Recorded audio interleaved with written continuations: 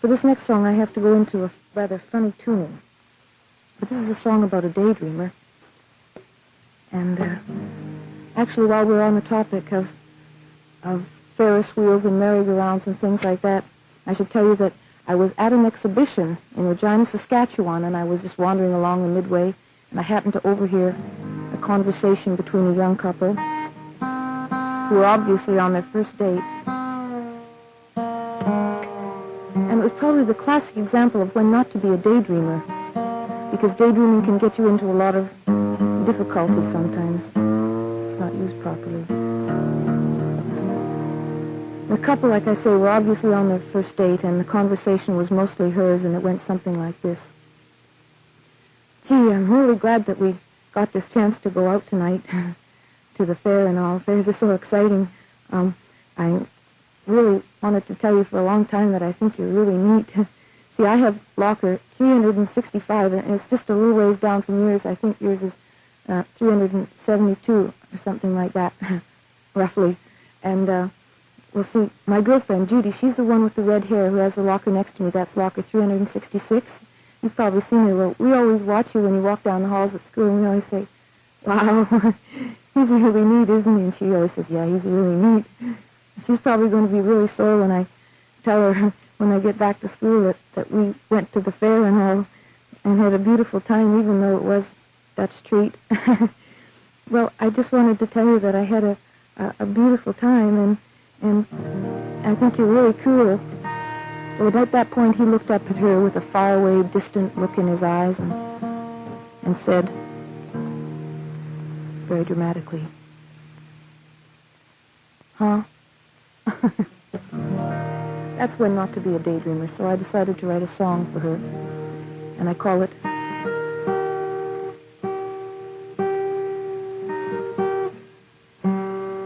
Song to a Daydreamer, or Blue on Blue.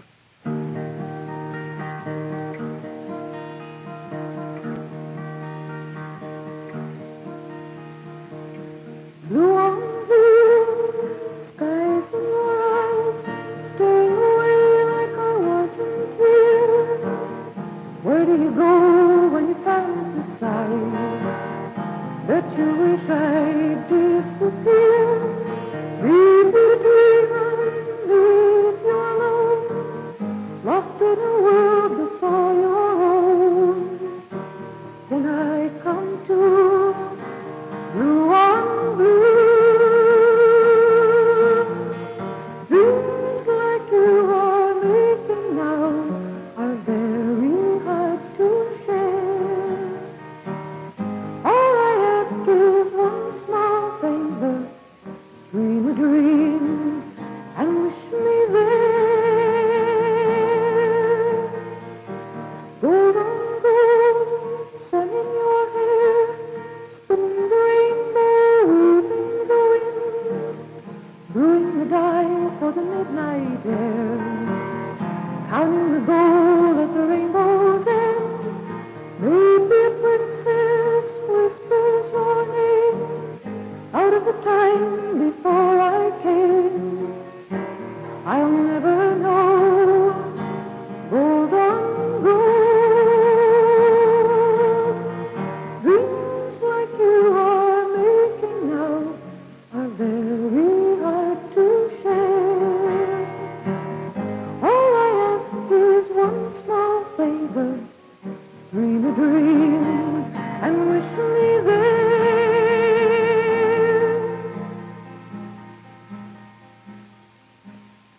Blue on blue.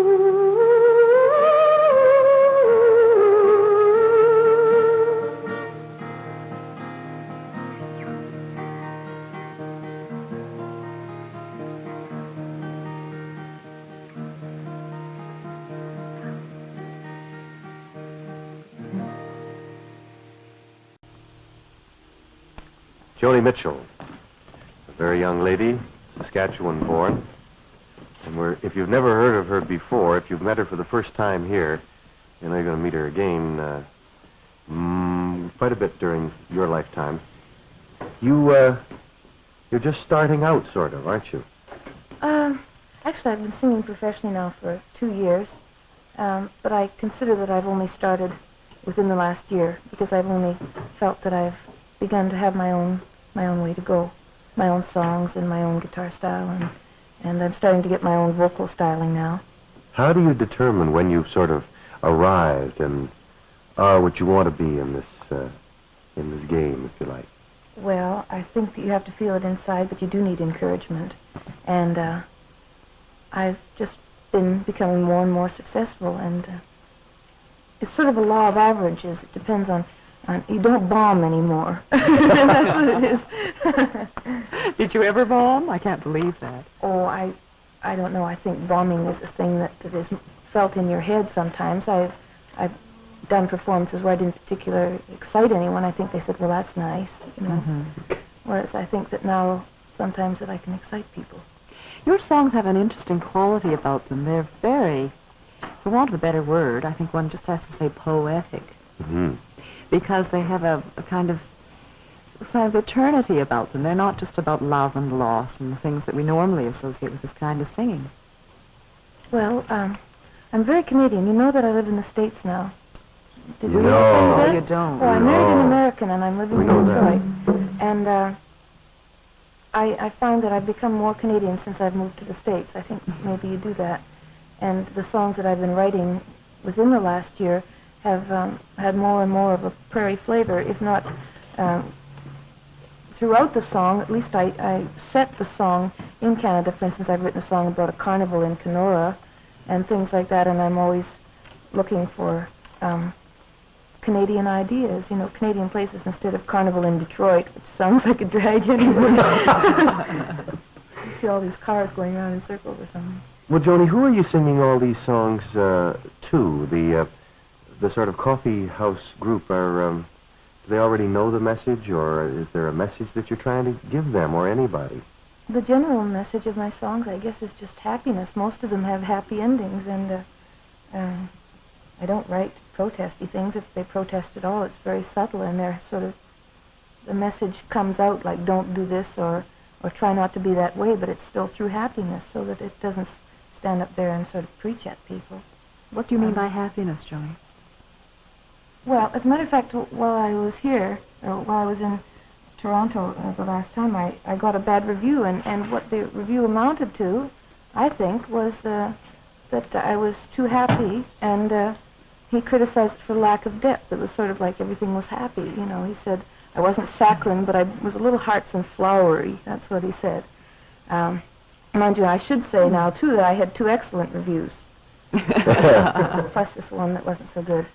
And so he criticized me for being happy, and that's what I think my songs are. I can't explain it any more than that. They're just, even the sad songs aren't depressing. They're just sort of wistful. Have you always been happy? I try to be. No, nobody's happy all the time.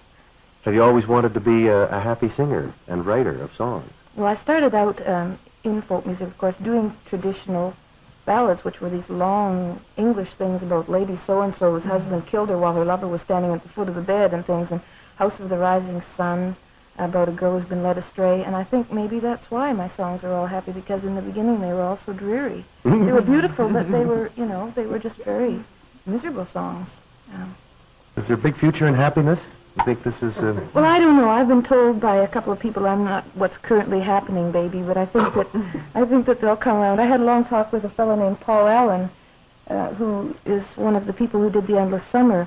Oh, yeah. And they told him the same thing, that his movie wasn't currently what was happening, baby, because it was too happy and it didn't have any drama or anything, you know, or sex in it or plot and all these things. It happens to be a perfectly beautiful But picture. it was a lovely picture, so he convinced me that there was hope for happy things.